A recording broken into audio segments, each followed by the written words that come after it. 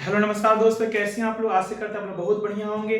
तो चलिए, जैसे कि आप सभी को पता है कि जैसे कि मैंने आपने एक सीरीज शुरुआत की है जिसमें हम लोग बात कर रहे थे बंगाल के गवर्नर जनरल, भारत के गवर्नर जनरल, भारत का वायसराय और इसके अलावा आपको स्वतंत्र भारत के गवर्नर जनरल। माय डियर, यह उस टॉपिक का, यह उस पार्ट का अंतिम वीडियो है जिसमें हम लोग बात करेंगे आज आपको भारत के वायसराय। और इसके पहले आपको हम बात कर चुके हैं आपको 17 वायसराय तक, भारत के आपको 17 वायसराय तक हम आपको बात कर चुके हैं, है ना। जिसमें क्या कहते हैं हम लोग लॉर्ड वेलिंगटन तक हम बात कर चुके हैं। हम लोग भारत के प्रथम वायसराय लॉर्ड कैनिंग से लेकर के भारत के 17वें वायसराय जिसका नाम है आपको लॉर्ड वेलिंगटन, वहां तक हम लोग इसके पिछले वाले वीडियो में आपको पार्ट 6 तक आपको बात कर चुके हैं माय डियर। यह उस सीरीज का जिसमें मैंने अपने जो सभी गवर्नर जनरल और वायसराय के टॉपिक में शुरुआत किया था, उस सीरीज का यह अंतिम टॉपिक है ना, अंतिम वीडियो है ना। जिस बात आज हम बात करेंगे भारत के 18वें वायसराय जिसका नाम होगा लॉर्ड लिनथगो, जिसका आपको शासनकाल आपको 1936 से लेकर के 1947 आपको 43 तक होगा। उसके पहले मैं आपको बता दूं कि मेरा नाम शिबू कुमार चौबे है और आपने देखना स्टार्ट कर दिया है Kumar Shibu BPSC teacher YouTube channel पे। जैसे कि मैं आपको बता दूं कि इसमें इन सभी टॉपिक के साथ साथ में मैं आपको क्लास 10th और क्लास इंटर, मतलब आपको क्लास 6 से लेकर के क्लास इंटर तक के सभी सब्जेक्टों को मैं विषय को मैं पढ़ाता हूं आपको, खास करके रिकॉर्डेड फॉर्म वीडियो में प्लस करना आपको लाइव क्लास में, है ना।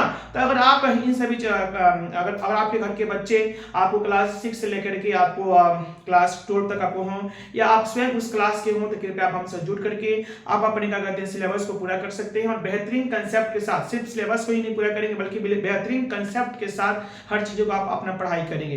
तो चलिए, उसके साथ मैं आपको भी बता दूं कि अगर ये सब टॉपिक है ना, जितना मैं आपके लिए मेहनत करता हूं, अगर ये सब चीज आपको अच्छा लग रहा होगा तो प्लीज आप वीडियो को लाइक करें, चैनल पर नए हो तो चैनल को सब्सक्राइब करें, है ना। एक प्यारा भरा कमेंट करें और अपने दोस्तों के साथ इस वीडियो को शेयर करें ताकि मेरा भी क्या हो बताइए मनोबल आपको बढ़े और आपके लिए मैं और बेहतरीन टॉपिक को मैं आपको ला सकूं। तो चलिए हम बात करते हैं, ज्यादा समय न गंवाते हुए हम बात करते हैं। आज हम बात करते हैं आपको भारत के 18वें वायसराय, हम बात करते हैं भारत के 18वें वायसराय जिसका नाम होगा लॉर्ड लिनथगो, जिसका शासनकाल 1936 से लेकर के 1943 तक आपको था। चलिए वीडियो ठीक ठाक हो रहा है।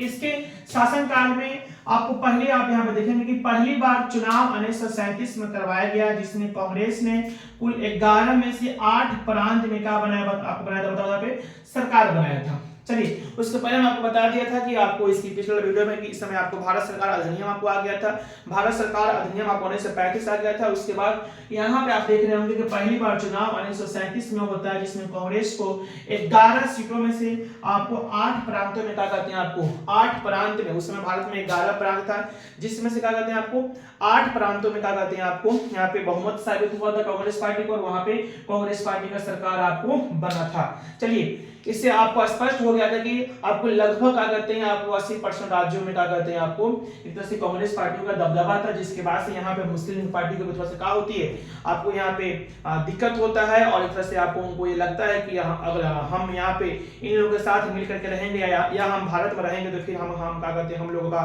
कभी भी यहाँ पे सरकार नहीं बनेगी, जिसके बाद से इन लोगों के मन में आपको धीरे धीरे क्या कहते हैं आपको भारत से अलग होने का एक तरह से मन आपको बढ़ रहा था। आगे आप देखेंगे कि आपको पाकिस्तान के यहाँ आपको बाद में निर्माण भी होगा। चलिए, उसके बाद हम यहाँ पे देखेंगे इसी लॉर्ड लिनथगो के समय में आपको से क्या होती है बताओ तो सेकेंड वर्ल्ड वार का आपको बताओ यहाँ पे शुरुआत हो जाता है। इसी लॉर्ड लिनथगो के समय में क्या कहते हैं आपको सेकेंड वर्ल्ड वार आपको द्वितीय विश्व युद्ध आपको शुरुआत हो जाता है। आपको याद होगा कि यही लॉर्ड हार्डिंग द्वितीय के समय में क्या हुआ था बताओ तो आपको भारत का आपको क्या हुआ था, सॉरी विश्व का प्रथम आपको विश्व युद्ध शुरुआत हुआ था लॉर्ड हार्डिंग द्वितीय के समय में। लेकिन आप यहाँ पे देखेंगे कि सेकेंड वर्ल्ड वार जो आप देखेंगे वह आपको इसी लॉर्ड लिनथगो के समय में आपको शुरुआत हुआ था और इस तरह से यही आपको लिनथगो ने क्या कहते हैं आपको भारत को भी सेकेंड वर्ल्ड वार में आपको शामिल कर दिया था। उसके अलावा आप यहाँ पे देखेंगे कि उसके बाद नेक्स्ट टॉपिक देखेंगे इसके आपको शासनकाल में क्या होती है। नेक्स्ट आप यहाँ पर टॉपिक देखेंगे कि 3 मई 1939 को सुभाष चंद्र बोस क्या करेंगे बताओ तो फॉरवर्ड ब्लॉक की स्थापना करेंगे। आप इस चीज को याद रखिएगा कि 3 मई 1939 को सुभाष चंद्र बोस को ने क्या किया बताओ तो आपको फॉरवर्ड ब्लॉक की स्थापना करते हैं। जैसे आप सभी को मालूम होगा कि यही सुभाष चंद्र बोस आपको कांग्रेस पार्टी में क्या कहते हैं, आपको कांग्रेस पार्टी के 1938 में और 1939 में क्या थे बताओ तो आपको अध्यक्ष थे। कांग्रेस पार्टी के 2 बार अध्यक्ष रह चुके थे, कौन बताओ तो आपको 1938 के हरिपुरा अधिवेशन में, 1938 के हरिपुरा अधिवेशन में और 1939 के त्रिपुरी आपको क्या कहते हैं अधिवेशन में। इन 2 अधिवेशनों में सुभाष चंद्र बोस क्या थे बताओ तो आपको एक तरह से आपको कांग्रेस पार्टी के अध्यक्ष चुने गए थे। जब 1938 में कांग्रेस पार्टी के अध्यक्ष चुने गए तो उनका आपका कार्यकाल पूरा 1 साल तक रहा।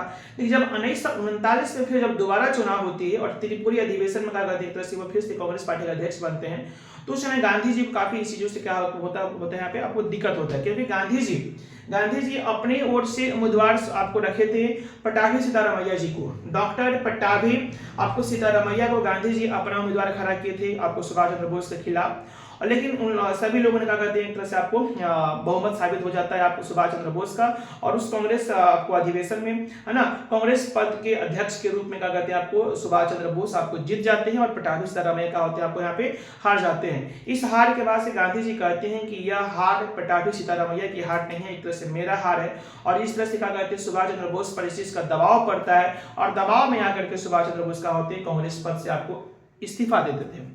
लेकिन बावजूद आप यहाँ पर समझेंगे कि हरिपुरा अधिवेशन 1938 में और 1939 के त्रिपुरी अधिवेशन में कांग्रेस पार्टी के अध्यक्ष रह चुके थे आपको सुभाष चंद्र बोस।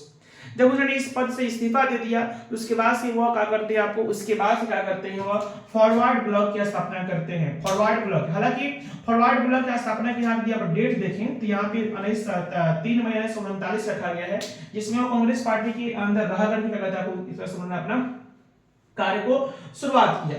चलिए उसके बाद यहाँ पे देखेंगे कि नेक्स्ट टॉपिक हम यहाँ पे देखते हैं कि 23 मार्च 1940 में मुस्लिम लीग के लाहौर अधिवेशन में पहली बार पाकिस्तान की मांग होती है। मैंने बोला ना कि यहाँ पे 11 में से 8 प्रांतों में क्या होती है बताओ तो सरकार बन जाता है किसका, कांग्रेस पार्टी का। 11 प्रांतों में से 8 प्रांतों में क्या कहते हैं आपको सरकार बन जाता है आपको यहाँ से कांग्रेस का, जिसकी वजह से क्या कहते हैं मुस्लिम लीग पार्टी की यहाँ पे काफी दिक्कत आपको लग रहा था कि भाई अगर इन लोगों का दबदबा रहेगा तो फिर हम लोग का कुछ नहीं हो पाएगा, हमारी पार्टी का कुछ नहीं हो पाएगा। और इस तरह से क्या कहते हैं लोगों ने एक तरह से पाकिस्तान का क्या कहते हैं डिमांड आपको रखता है, पाकिस्तान का आपको यहाँ पे डिमांड आपको रखता है। तो पाकिस्तान का कहते हैं आपको, पाकिस्तान आप यहाँ पे देखेंगे कि पहली बार जैसे कांग्रेस पार्टी का हर साल क्या होती थी बताओ तो वार्षिक अधिवेशन होता था या आपको कोई स्पेशल अधिवेशन भी होता था हर साल। उस तरह से मुस्लिम लीग पार्टी का भी अलग अलग जगहों पे क्या होती थी अधिवेशन होती थी।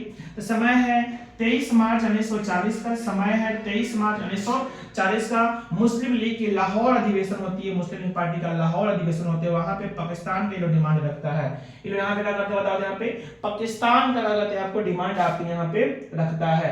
तो पाकिस्तान का मांग यहाँ पे आपको हो चुका था लाहौर के अधिवेशन में, इसी लॉर्ड लिथगो के कार्यकाल में।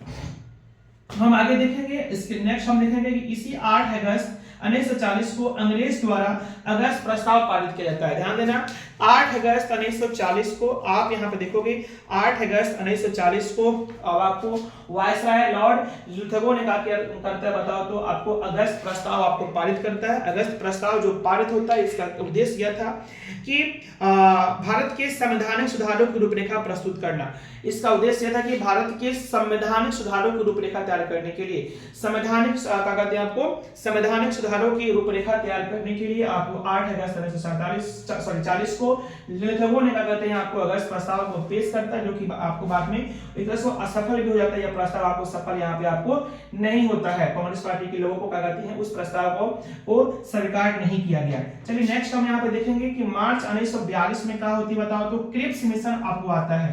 उसके बाद आप यहाँ पे देखेंगे कि मार्च 1942 में अगस्त प्रस्ताव असफल हो जाता है, तो उसके बाद क्रिप्स मिशन आता है। अगस्त प्रस्ताव की आपको विफल होने के बाद मार्च 1942 में क्या होती है बताओ यहाँ पे क्रिप्स मिशन आपको आता है। क्रिप्स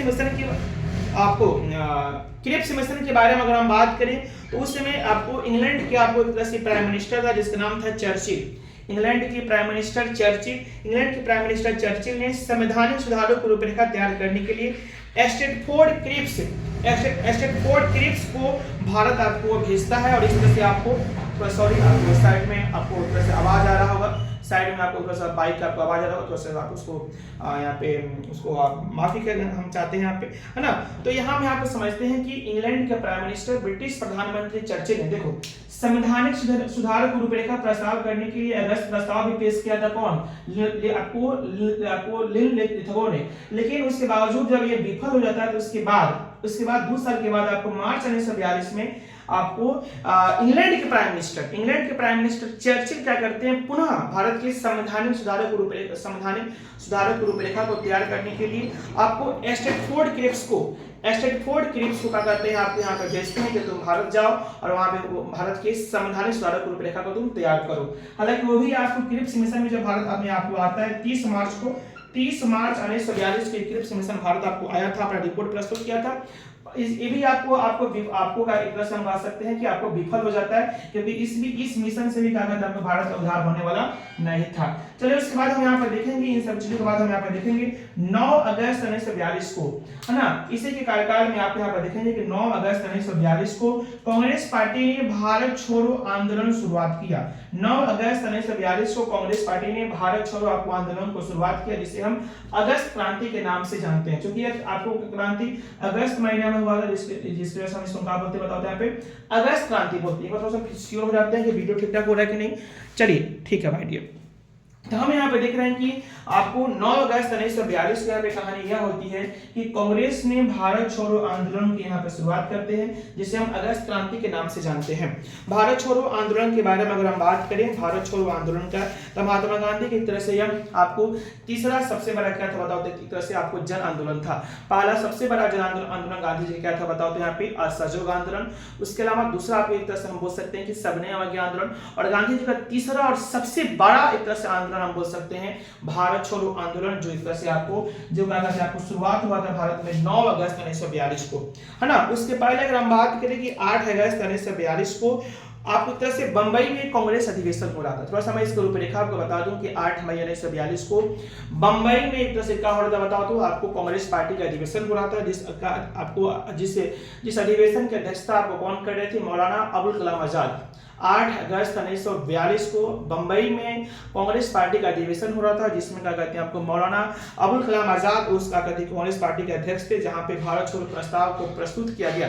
गांधी जी ने क्या किया बताओ, यहाँ पे गांधी जी क्या करते हैं, इस प्रस्ताव पे बोलते हैं। जब 8 अगस्त 1942 को भारत छोड़ो आंदोलन को प्रस्तुत किया गया, गांधी जी उसी प्रस्ताव में आपको यहाँ पे बोलते हैं, सब चीजें आपको रात भर तक आपको चला था। वहीं पे गांधी जी आपको क्या कहते हैं बोलते हैं कि मैं तुरंत स्वतंत्रता चाहता हूँ। गांधी जी का डिमांड था भारत छोड़ो आंदोलन में कि मैं तुरंत स्वतंत्रता आपको चाहता हूं, अगर हो सके तो आज ही रात को पौ फटने से पहले, मतलब सूरज निकलने से पहले भारत का होना चाहिए बताओ, तो भारत को स्वतंत्रता मिलना चाहिए। मैं पूर्ण स्वतंत्रता से कम किसी भी चीज से संतुष्ट नहीं हो सकता। गांधी जी का एक कथन है, भारत छोड़ो आंदोलन की क्या कहते हैं जो रूपरेखा प्रस्तुत हो रहा था, वहां पे गांधी जी बोलते हैं कि मैं पूर्ण स्वतंत्रता से भी थोड़ा सा भी कुछ मैं लेने वाला नहीं हूं। और वहीं पे गांधी जी क्या करते हैं, आपको करो या मरो, गांधी जी वहीं पे क्या करते हैं, आपको करो या मरो का नारा देते हैं, या तो कुछ करो या खुद मर जाओ, या तो कुछ भारत के लिए करो या मर जाओ, लेकिन बीच में यह शांति से बैठे मत रहो कि हम कुछ नहीं करेंगे, करो या क्या कहते हैं आपको मरे। यहाँ पे गांधी जी क्या कहते हैं, आप यहाँ पे इस चीज को मूल मंत्र को देते हैं, एक तरह से लोगों के अंदर एक तरह से खून के ज्वाला को क्या कहते हैं आपको ऊपर करते हैं, ठीक है ना। उसके जस्ट 9 तारीख से क्या कहते हैं 8 अगस्त को प्रस्ताव को पेश किया गया, और 9 अगस्त को क्या कहते हैं यहाँ पे भारत छोड़ो आंदोलन का आपको बताओ यहाँ पे शुरुआत हो जाता है। हालांकि वो अलग बात है कि 9 अगस्त को ही भारत छोड़ो आंदोलन शुरुआत हुआ, और उस दिन गांधी जी को फिर से यहाँ पे कैद कर लिया गया, लेकिन यह आपको आंदोलन काफी बड़ा आपको चला। चलिए इसी समय 1942 में इसी लॉर्ड आपको लिथगो के कार्यकाल में आप देखोगे 1943 में क्या हुआ था, बंगाल में काफी भयानक अकाल भी आपको देखने को मिला था।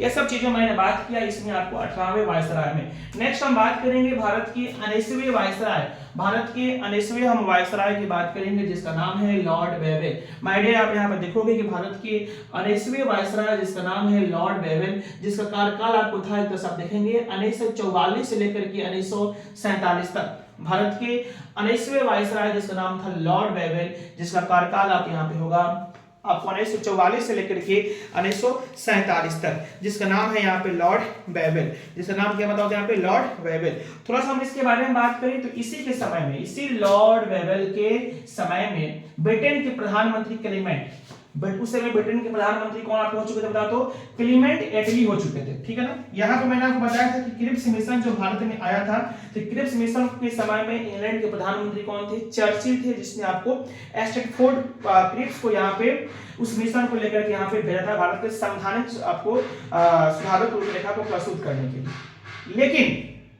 लेकिन आप यहाँ पर समझेंगे, कि इस समय में 1944 के समय में क्या कहते हैं आपको ब्रिटेन के प्रधानमंत्री क्लेमेंट एटली था, जिन्होंने भारत में आम चुनाव की घोषणा कराई, जिसे भारत में आम चुनाव हुआ, सभी लोगों ने यहाँ पे वोट किया था, आम चुनाव की घोषणा की, जिसमें क्या कहते हैं प्रांतीय और केंद्रीय विधानसभा में कांग्रेस को पर्याप्त बहुमत मिला।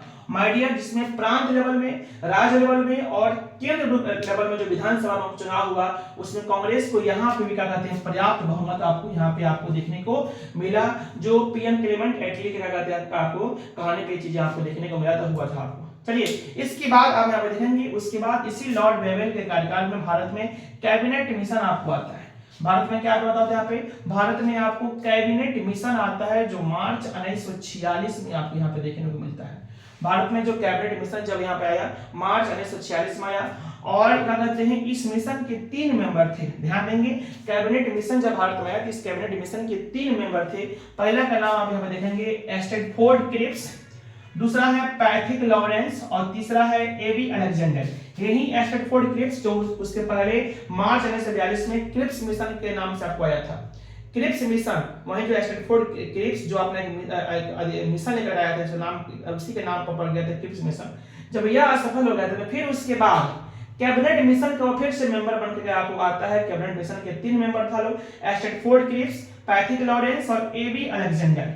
यह मिशन जो मार्च 1946 में आया, और इस मिशन का यही आपको क्या कहते हैं, आपको एक तरह से काम था कि भारत के संवैधानिक सुधारों की रूपरेखा को प्रस्तुत करना, भारत के लिए एक संविधान का निर्माण करना, और इस तरह से इसी कैबिनेट मिशन के बाद से यह क्लियर भी हो गया कि भारत आपको आजादी को आपको आने वाला है। कैबिनेट मिशन से यह आपको कंफर्म भी आपको हो गया था कि भारत अब आजाद हो जाएगा। भारत अपने आजादी के लिए क्या कहते हैं, बाद जब भारत अपने क्या बोलते हैं कि अपना संविधान बनाए, उसका रूपरेखा भी प्रस्तुत करे, है ना। इन सभी चीजों को क्या कहते हैं देखने के लिए, इन सभी चीजों को योजना को प्रस्तुत करने के लिए भारत में आप यहाँ पर हम कहेंगे कैबिनेट मिशन आपके यहाँ पे आ गया। कैबिनेट मिशन के बाद, कैबिनेट मिशन आने के बाद एक तरह से हम कह सकते हैं कि भारत का जो संविधान है उसकी रूपरेखा तैयार हुई, और इस तरह से भारत के संविधान का लिखना भी आपको शुरुआत हो गया। आप यहाँ पे देखोगे जो कि यहाँ पे हम देखेंगे जो इसके 3 मेंबर है, तीनों अलग अलग फील्ड के आदमी थे। सबसे पहले मैं बात करूं कि जो स्ट्रैटफोर्ड जो क्रिप्स था वो एक व्यापार बोर्ड का अध्यक्ष था, व्यापार बोर्ड का अध्यक्ष था स्ट्रैटफोर्ड क्रिप्स। और हम दूसरा बात करें पैट्रिक लॉरेंस के बारे में, तो पैट्रिक जो लॉरेंस था वह भारत आपको सचिव था, जैसे आपको मालूम है कि जैसे कि वायसराय पद था, उसके अलावा एक और पद था भारत सचिव, ठीक है। तो जो पैट्रिक लॉरेंस था वह भारत सचिव था, जो स्ट्रैटफोर्ड जो क्रिप्स था वह आपको एक तरह से व्यापार बोर्ड के अध्यक्ष था। और एबी अलेक्जेंडर की अगर हम बात करें तो एबी अलेक्जेंडर जो था वह आपको एड मिलिटरी के प्रथम आपको लॉर्ड था, एड मिलिटरी के क्या कहते हैं प्रथम आपको लॉर्ड था। इस तरह से आपको यहाँ पे कैबिनेट मिशन आपको आता है। चलिए, उसके बाद मैंने बोला कि एक तरह से आपको कंफर्म होगा कि भारत आजाद होगा, भारत का संविधान लिखना शुरुआत हो गया। उसके बाद यह तय हुआ कि भाई अंतिम सरकार का गठन भी आपको हुआ कि भाई जब देश आजाद हो जाएगा तो उसके बाद से कौन किस पद पर रहेगा, उसके लिए पहले से आप लोग कंफर्म कर लीजिए। इस तरह से अंतरिम सरकार का गठन हुआ, जिसमें जवाहरलाल नेहरू का प्राइम मिनिस्टर बने, विदेश मंत्री बने, और उनके मंत्रिमंडल में तमाम प्रकार के लोगों ने अपना मंत्रालय को संभाला। तो जवाहरलाल नेहरू की अंतरिम सरकार आपको 1946 में आपको ये देखने को मिला। आजादी के पहले श्योर हो जाइए कि आजादी के पहले सरकार का गठन हो गया कि भाई आजाद देश होगा तो उसके बाद कौन किस पद पे आपको रहेगा, उसके आपको अंतरिम सरकार का गठन आपको हो गया। चलिए, इसी लॉर्ड वेवेल के कार्यकाल में 20 फरवरी 1947 को ब्रिटेन के प्रधानमंत्री यही आपको क्लेमेंट एटली ने हाउस ऑफ कॉमन्स में यह घोषणा भी कर दिया कि हम जून 1948 तक भारत को आजाद कर देंगे। हम जून 1948 हम क्या कर देंगे बताओ यहाँ पे भारत को आजाद कर देंगे। क्योंकि उस समय तक क्या कहते हैं आपको इतना ना भारत का क्या कहते हैं आजाद करने का डिमांड आपको हो रहा था, इतना आपको डिमांड हो रहा था कि यह घोषणा भी कर दिया लॉर्ड वेबल, ये घोषणा भी कर दिया कि भाई हम देश को आजाद कर देंगे, हम जो भारत को अपना गुलाम बनाया उसको हम आजाद कर देंगे। कब करेंगे? वो अपना एक तरह से संसद भवन में हाउस ऑफ कॉमन्स जैसे कि जो क्या कहते हैं जो संसद भवन होता है, तो इंग्लैंड के क्या कहते हैं आपको संसद भवन को क्या बोलते हैं? हाउस ऑफ कॉमन्स बोलते हैं। और हाउस ऑफ कॉमन्स में आपको क्लेमेंट एटली ने जो क्या कहते हैं ब्रिटेन के प्राइम मिनिस्टर था, उन्होंने घोषणा किया कि हम भारत को जून 1948 तक क्या कहते हैं आजाद कर देंगे। माय डियर, जब आजादी की घोषणा हो जाती है उसके बाद ये क्लियर हो गया कि भारत तो आजाद होगा, जून 1948 तक होगा। इसके बाद मुस्लिम लीग पार्टी का और डिमांड आपको बढ़ने लगा, है ना। मुस्लिम लीग पार्टी जो उसके पहले पाकिस्तान की बात कर रही थी, अब उसके बेचैन यह हो गया कि अगर भारत आजाद हो जाएगा, अगर ये सब इस भारत को आजाद करके चला जाएगा तो फिर हम भारत से अपना देश नहीं ले पाएंगे, है ना। इसलिए क्या कहते हैं उन्होंने और प्रेशर आपको अंग्रेज पर किया, है ना, कि पहले बांटो और तब भागो। भाई भागने से पहले हमको बांटो तब और भागो, बांटो और भागो का नारा आपको क्या कहते हैं किसने दिया? आपको मुस्लिम लीग पार्टी ने दिया। और उसके बाद से तमाम प्रकार के आपको हिंसक घटनाएं भारत में आपको होने लगी।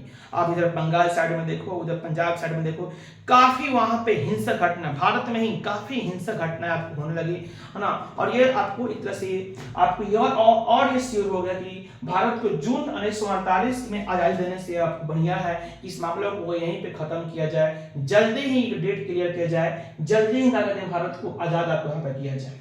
इस तरह से लॉर्ड बेबल जो यहाँ पे वायसराय था, लॉर्ड बेबल के स्थान पर अब प्राइम मिनिस्टर क्लेमेंट जो इंग्लैंड का जो प्राइम मिनिस्टर एटली था, उन्होंने अब भारत में सत्ता का हस्तांतरण करने के लिए, है ना, सत्ता का मतलब पावर ऑफ ट्रांसफर, सत्ता का हस्तांतरण, जो सत्ता इन लोगों के हाथ में था, मतलब वायसराय के जो हाथ में था, उस सत्ता को भारतीय लोगों को सौंपना, मतलब भारत को आजाद कराना है। एक तरह से भारत को लिखित रूप से आजाद करने के लिए बेबल के स्थान पर लॉर्ड माउंटबेटन भारत के 20वें वायसराय बनकर के आते हैं।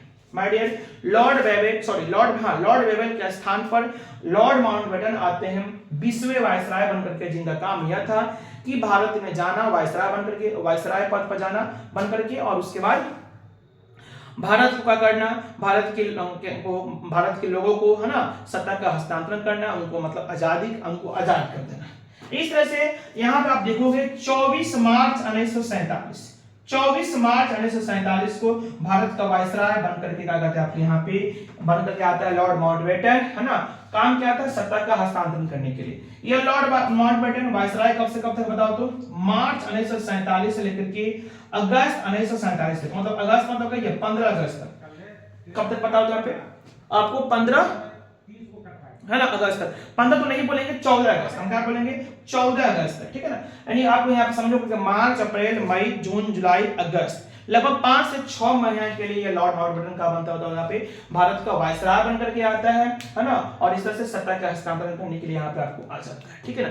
लॉर्ड माउंटबेटन जब आया तो वो भी बहुत के लिए आपको कोशिश किया कि आपको भारत को हम ना बांटें, भारत को हम क्या करें बताओ यहाँ पे ना बांटें, है ना। पाकिस्तान की जो मांग हो रही है वो चीजों को यहाँ पे ना हो, सभी लोग मिलजुल रहे। लेकिन माहौल इतना गर्म हो रहा था, इतनी हिंसक घटनाएं घट रही थी कि लॉर्ड माउंटबेटन भी क्या कहते हैं अपने क्या कहते हैं आपको जो उम्मीद लेकर आया था वो उम्मीद खत्म हो जाता है। और लॉर्ड माउंटबेटन को भी ये क्लियर हो जाता है कि भाई भारत को आपको 2 भागों में बांटना ही पड़ेगा, पहले भारत को आजाद करने से पहले भारत को बांटना ही पड़ेगा।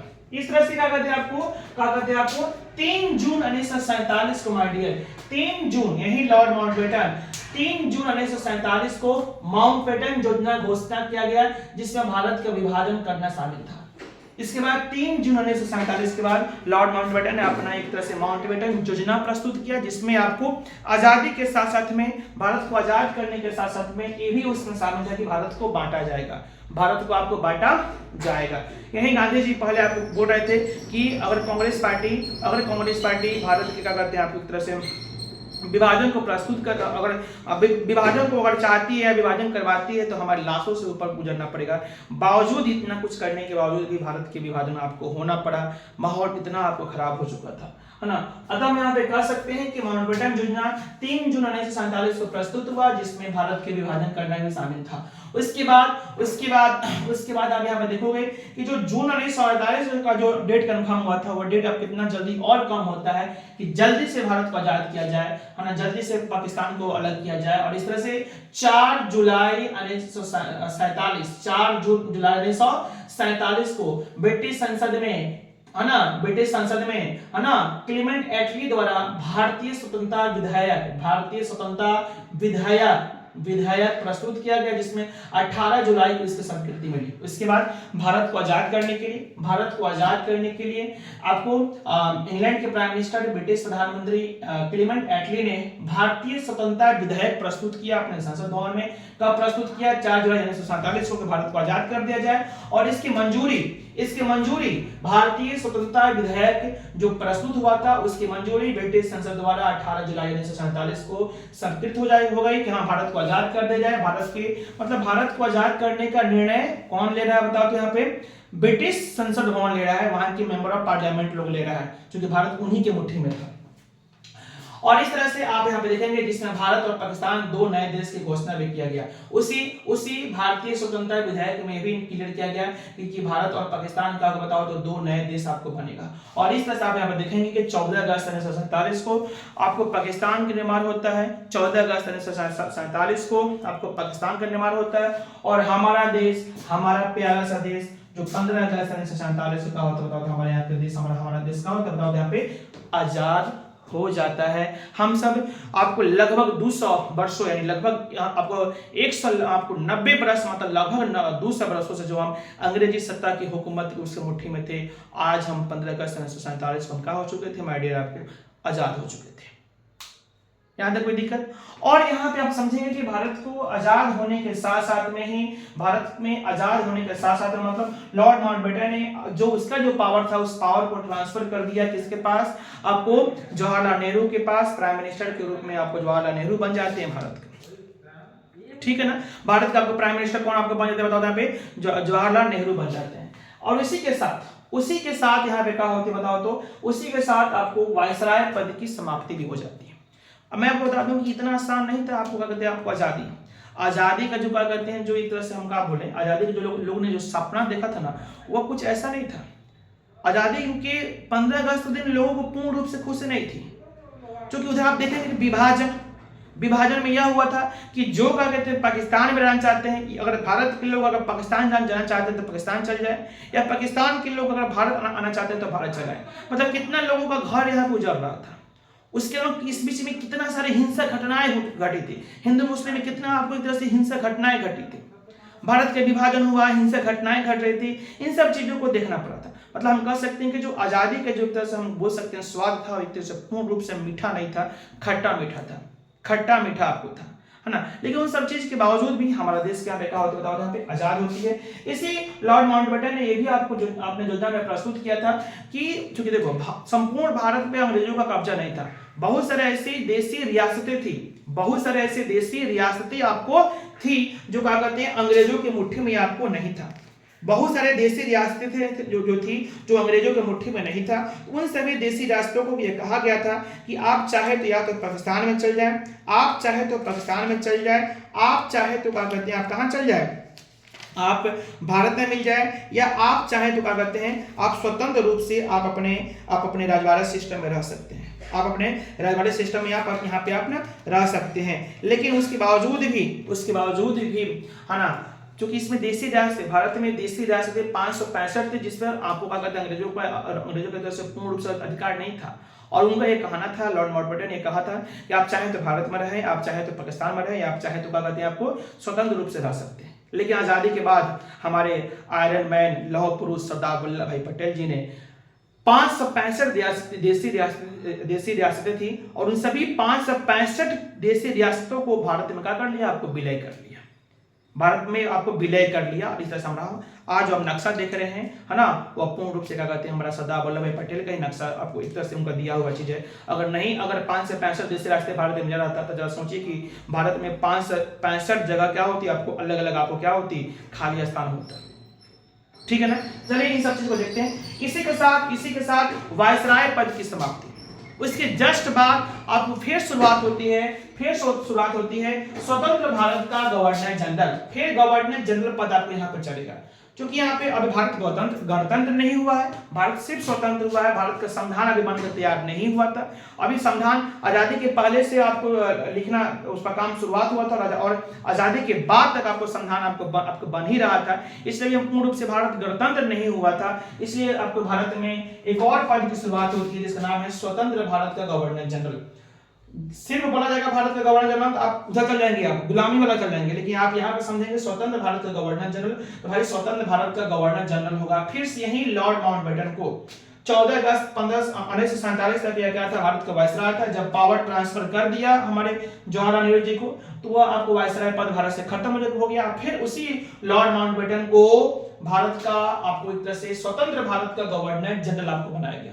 तो स्वतंत्र भारत का प्रथम गवर्नर जनरल लॉर्ड माउंटबेटन, जिनका शासनकाल अगस्त 1947 से लेकर के जून 1948 तक होगा।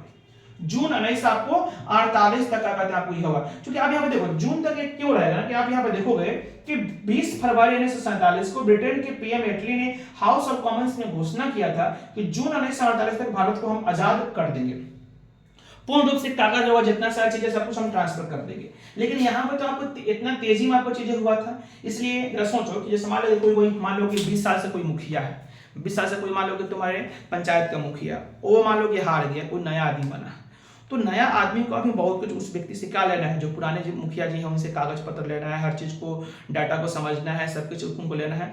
तो इस तरह से उस मुखिया को भी है ना नए मुखिया के संपर्क में रहना पड़ेगा, उन सब चीजों को उनको कागज पत्र सब कुछ उनको फाइल से सौंपना पड़ेगा, ये सब चीजें होती है। इसलिए क्या कहते हैं आपको पूर्ण रूप से अब यहाँ पर तुरंत ही नहीं आपको आया और ये चला गया, बीच में लोगों को समझ में नहीं आया कि ये क्या है वो क्या है ना। इस तरह से आपको यह जून 1947 तक रहता है लॉर्ड माउंटबेटन, प्रथम गवर्नर जनरल स्वतंत्र भारत का बनता है। इसी के समय में भारत में फिर सांप्रदायिक दंगे भी काफी हुआ, आजादी के बाद भी काफी सांप्रदायिक दंगे हुआ, जो लोग इधर से उधर से इधर, मतलब पाकिस्तान से भारत से पाकिस्तान जो आ रहे थे है ना, जो कि इसमें यह कहा गया था कि जो भारत में रहना चाहते थे वह भारत में आ जाए, जो पाकिस्तान में रहना चाहते हो पाकिस्तान चल जाए। इसी आने जाने के क्रम में क्या कहते काफी लोगों की घटनाएं आपको घटी थी, काफी हिंसक घटनाएं घटी थी। आप गदर मूवी देखे होंगे जहाँ पे आपको दिखाया गया होगा कैसे पाकिस्तान से लाशें आपको भर भर के यहाँ पे आई थी। तो हम कह सकते हैं कि जब लॉर्ड माउंटबेटन स्वतंत्र भारत का गवर्नर जनरल बना था तो उसमें काफी सांप्रदायिक दंगे हुआ था। उसी समय कश्मीर युद्ध भी हुआ था।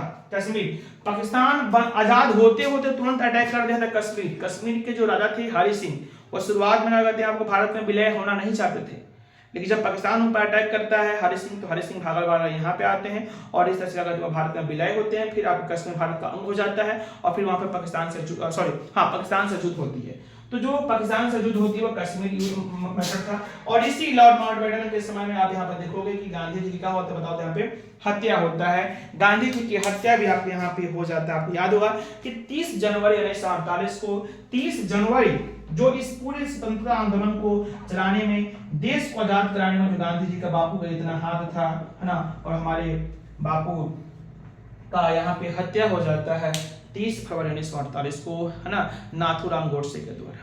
चलिए, ये सब घटनाएं का कहते हैं आपको लॉर्ड माउंटबेटन के कार्यकाल में हुआ था जब स्वतंत्र भारत का गवर्नर जनरल बना था। चलिए, उसके बाद आप हम लोग यहाँ पे समझेंगे। उसके बाद लॉर्ड माउंटबेटन जब 1948 के बाद यहाँ से पूर्ण रूप से आपको चला जाता है ना, तो फिर उसके बाद लॉर्ड माउंटबेटन के बाद यहाँ पर आप समझेंगे, लॉर्ड माउंटबेटन के बाद आप यहाँ पे समझेंगे सेकेंड गवर्नर जनरल, स्वतंत्र भारत के द्वितीय गवर्नर जनरल, स्वतंत्र भारत के द्वितीय गवर्नर जनरल आपका जनरल बनेंगे चक्रवर्ती राजगोपालचारी। चक्रवर्ती राजगोपालचारी,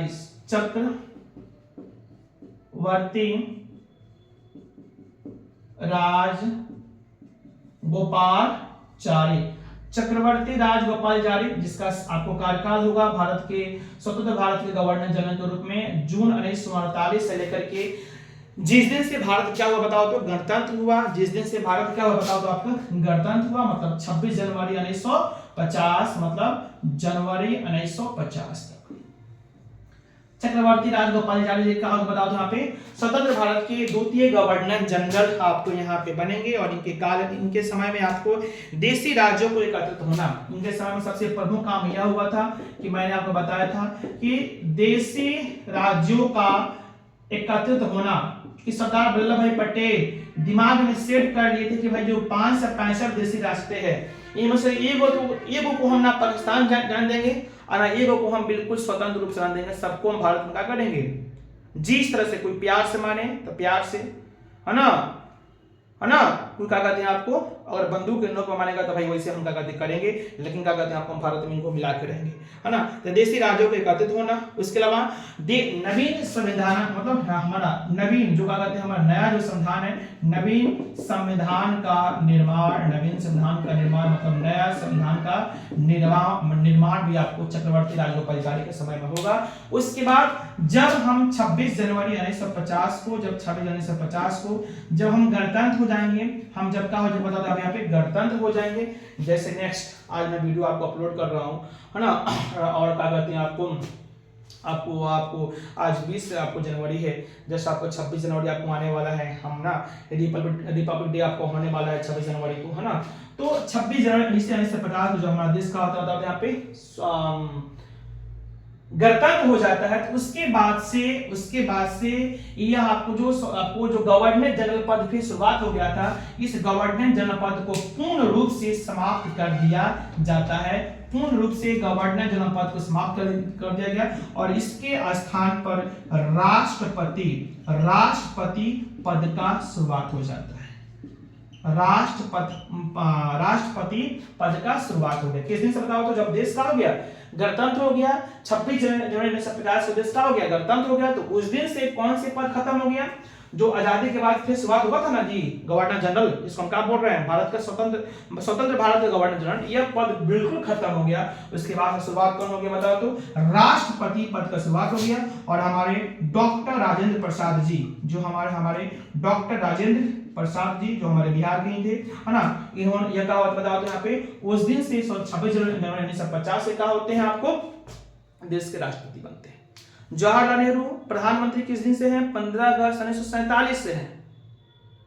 उस समय आपको 15 अगस्त 1947 के समय से जो प्रधानमंत्री प्लस गवर्नर जनरल पद शुरुआत हुआ था, लेकिन 26 जनवरी 1950 के दिन से गवर्नर जनरल पद खत्म हो गया, एक नया पद शुरुआत हुई, जिसको बोलते हैं प्रेसिडेंट, भारत का राष्ट्रपति पद शुरुआत हुआ। और उस दिन से भारत में 2 आपको पद चलने लगा, राष्ट्रपति, प्रधानमंत्री, है ना, भारत के प्रथम नागरिक आपको राष्ट्रपति को कहा गया, है ना। तो अब यहां से आपको बनेगा ऑब्जेक्टिव कि ध्यान से देखो, अब कहानी कितना मजेदार होगा। जो हम लोग कहानी बात कर रहे थे गवर्नर वायसराय की, जो हम लोग बात कर रहे थे, वीडियो आपको लेंथ कोई बात नहीं है, अभी ठीक ठाक वीडियो हो रहा है ना। तो हम यहाँ पे देखेंगे कि जो भारत मतलब हम लोग जो पढ़ रहे थे कि भारत का वायसराय, तो हम जो अब याद कीजिए इसके पिछले वीडियो में हम बात कर रहे थे भारत के वायसराय, प्रथम वायसराय कौन था बताओ तो, भारत का प्रथम वायसराय कौन था बताओ तो, लॉर्ड कैनिंग। भारत का प्रथम वायसराय कौन था, लॉर्ड कैनिंग। और भारत का अंतिम वायसराय लॉर्ड माउंटबेटन। भारत का प्रथम वायसराय लॉर्ड कैनिंग और भारत का अंतिम वायसराय लॉर्ड माउंटबेटन। यहां तक कोई क्लियर, यहां तक कोई दिक्कत नहीं। अब आइए, अब हम आपसे बात करते हैं कि स्वतंत्र भारत का प्रथम गवर्नर जनरल, स्वतंत्र भारत का प्रथम गवर्नर जनरल तो कौन होगा बताओ तो, लॉर्ड माउंटबेटन। यही लॉर्ड माउंटबेटन जो भारत का अंतिम वायसराय होगा, उसी को हमको क्या बोलेंगे, स्वतंत्र भारत का गवर्नर जनरल लॉर्ड माउंटबेटन। और स्वतंत्र भारत का द्वितीय गवर्नर जनरल सी राजगोपालाचारी, चक्रवर्ती राजगोपालाचारी को बनेंगे। प्रथम गवर्नर जनरल लॉर्ड माउंटबेटन, द्वितीय गवर्नर जनरल चक्रवर्ती राजगोपालाचारी। अब देखो इसमें एक और नया शब्द जोड़ देते हैं, इसमें यह तो भाई अंग्रेज है और ये जो हमारे क्या है, इंडियन है, हमारे भारतीय है। यह अंग्रेज है और यह कौन है, हमारे बताओ तो भारतीय व्यक्ति है। तो इसमें प्रश्न पूछेगा कि स्वतंत्र भारत का भारतीय गवर्नर जनरल, स्वतंत्र भारत का भारतीय गवर्नर जनरल। तो भाई स्वतंत्र भारत का भारतीय शब्द अगर ऐड हो जाएगा तो लॉर्ड माउंटबेटन को नहीं बोलेंगे, हम किनको बोलेंगे, चक्रवर्ती राजगोपालाचारी जी को बोलेंगे। तो स्वतंत्र भारत का भारतीय गवर्नर जनरल चक्रवर्ती राजगोपालाचारी, है ना। यह स्वतंत्र भारत का कोई द्वितीय भारतीय गवर्नर जनरल यहाँ पे नहीं होगा, सिर्फ प्रथम भारतीय गवर्नर जनरल बोला जाए या सिर्फ बोला जाए भारतीय गवर्नर जनरल तो चक्रवर्ती राजगोपालाचारी को हम बोलेंगे। लेकिन अगर सिर्फ इतना बोलेगा, भारतीय शब्द ऐड नहीं करेगा, स्वतंत्र भारत का प्रथम गवर्नर जनरल लॉर्ड माउंटबेटन, द्वितीय गवर्नर जनरल प्लस स्वतंत्र भारत के भारतीय गवर्नर जनरल चक्रवर्ती राजगोपालाचारी जी होंगे। कोई दिक्कत, इनके बाद से यह पद आपको समाप्त हो जाएगा। आप यहाँ पर समझ गए होंगे कि उसके बाद से कौन सा पद शुरुआत होगा बताओ, यहाँ पे आपको राष्ट्रपति पद। आइए एक बार और फटाफट डिवीजन कर लेते हैं। एक बार फटाफट हम शुरुआत किए थे बंगाल के गवर्नर जनरल, भारत के गवर्नर जनरल, भारत के वायसराय और स्वतंत्र भारत के आपको क्या कहते हैं, आपको हम बात करेंगे स्वतंत्र भारत के गवर्नर जनरल। आइए एक बार फटाफट रिवीजन कर लेते हैं। प्रथम और अंतिम। आइए एक बार माय डियर फटाफट रिवीजन कर लेते हैं, इसके बाद ये वीडियो हम समाप्त करेंगे, क्योंकि हम जो सेशन शुरुआत किए थे इस पार्ट 7 वीडियो में हम इस चीज को जो हमने अपने प्रण लिया था, आज यहाँ पर अपने प्रण आपको खत्म किए, अपना प्रण यहाँ पर आपको पूरा किए, है ना, कि जो हमने शुरुआत किया था, है ना, इस चीज को, इन सभी चीज को कंटेंट को आपको जमा करने में, इकट्ठे करने में काफी हमको चीज लगा था माय डियर। इतना अगर आपके लिए हम मेहनत कर रहे हैं तो प्लीज आपका तो एक तरह से आपका यह तो मतलब चीजें होती बनती है ना, आपसे हम उम्मीद कर सकते हैं कि अगर आप चैनल पर नए हो तो सब्सक्राइब करें, वीडियो को लाइक करें, अपने दोस्तों के साथ शेयर करें, है ना, और प्यारा भरा कमेंट करें। बस इतना ही हम आपसे आपको हम उम्मीद करते हैं कि बस आप मेरे इतना ही कीजिए, काफी है। चलिए आइए हम फटाफट बात कर लेते हैं, फटाफट डिवीजन कर लेते हैं। आपने देखा था कि बंगाल का गवर्नर, तो बंगाल के गवर्नर में हम बात करेंगे प्रथम और अंतिम, हम यही बात करेंगे प्रथम और अंतिम। तो आपको याद होगा कि बंगाल के प्रथम गवर्नर कौन था? रॉबर्ट क्लाइव, याद है ना जी, रॉबर्ट क्लाइव, याद है ना, प्लासी का युद्ध, रॉबर्ट क्लाइव। और अंतिम गवर्नर, बंगाल का अंतिम गवर्नर वारेन हेस्टिंग्स।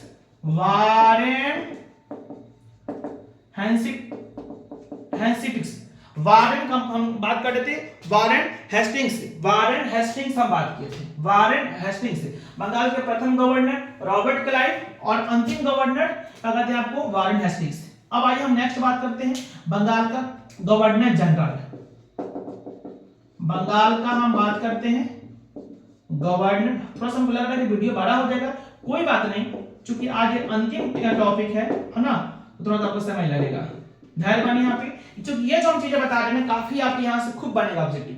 अब आइए बंगाल का गवर्नर जनरल, आपको याद होगा कि बंगाल के गवर्नर जनरल इसी वारेन हेस्टिंग्स को बना दिया गया, वारेन हेस्टिंग्स को ही आपको बना दिया गया। वारेन हेस्टिंग्स क्या बताओ तो बंगाल का गवर्नर जनरल, बंगाल का गवर्नर जनरल कौन बना बताओ तो वारेन हेस्टिंग्स बना। और उसके बाद बंगाल के गवर्नर, अंतिम गवर्नर लॉर्ड विलियम बेंटिक, इन सभी चीजों के बारे में काफी हम बेहतरीन आपको चीजें बात की हैं माय डियर। अगर आप सिर्फ इसी वीडियो को आज देख रहे होंगे तो प्लीज आप part 1, part 2, part 3, part 4, part 5 part और ये पार्ट 6 आपको होगा, है ना, पार्ट 6 आप डाल दिए, पार्ट 7 होगा, है ना, इन सातों वीडियो को देखिए। मैं आपको उम्मीद पूरा आपको विश्वास दिलाता हूं कि आधुनिक भारत के इतिहास पूरा आपका कमांड हो जाएगा। इन सभी के नाम के साथ मैं आपको पूरे आधुनिक भारत के आपको कमांड आपको हो जाएगा। प्लीज आप नए हो तो पूरे वीडियो का एक बार आप देखिए, तब आप हमें बताइए कि यह आपके लिए वीडियो आपके लिए कितना आपके लिए उपयोगी साबित हुआ।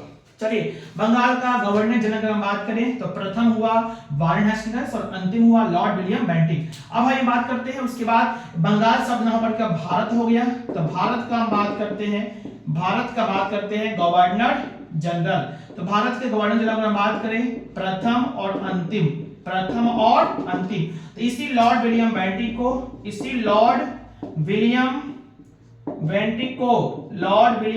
बेंटिक को भारत का प्रथम गवर्नर जनरल बनाया गया। और भारत का अंतिम गवर्नर जनरल, भारत के क्या कहते हैं आपको अंतिम गवर्नर जनरल की हम बात करें तो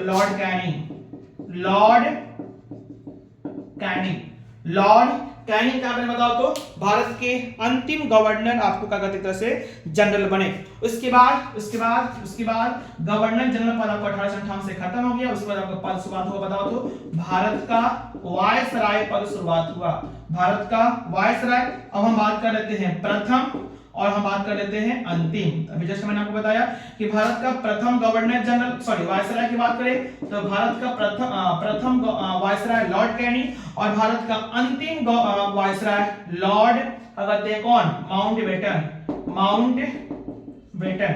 भारत का प्रथम आपको वायसराय लॉर्ड कैनिंग और भारत का अंतिम वायसराय लॉर्ड माउंटबेटन। और हम बात कर ले जब देश आजाद हो गया इसके बाद पद शुरुआत हुआ स्वतंत्र भारत का गवर्नर जनरल। तो हम बात कर लेंगे प्रथम और अंतिम, दो आदमी तो हुआ ही था, पहला कौन बना लॉर्ड माउंटबेटन, अभी हम बात किए हैं लॉर्ड माउंटबेटन, और दूसरा कौन थे चक्रवर्ती राजगोपालचारी, मतलब सी राजगोपालचारी। चलिए ये आप ध्यान रखते हैं तो सारा आप इस तरह से बहुत बनेगा आपका ऑब्जेक्टिव, है ना, आपका बहुत बनेगा आपका ऑब्जेक्टिव। चलिए इस वीडियो में इतना ही रखते हैं। संपूर्ण रूप से आपका जो आधुनिक भारत का जो हमने सीरीज शुरुआत किए थे इन सभी चीजों के सहारे, है ना, और आपको गवर्नर जनरल, आपको वायसराय, जो भी चीज था, इन सभी चीजों को मैंने खत्म किया और इस तरह से आपका संपूर्ण भारत के इतिहास आपको खत्म हुआ।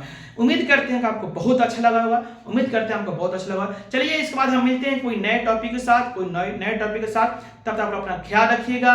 मिलते हैं नेक्स्ट वीडियो में। जय हिंद, जय भारत।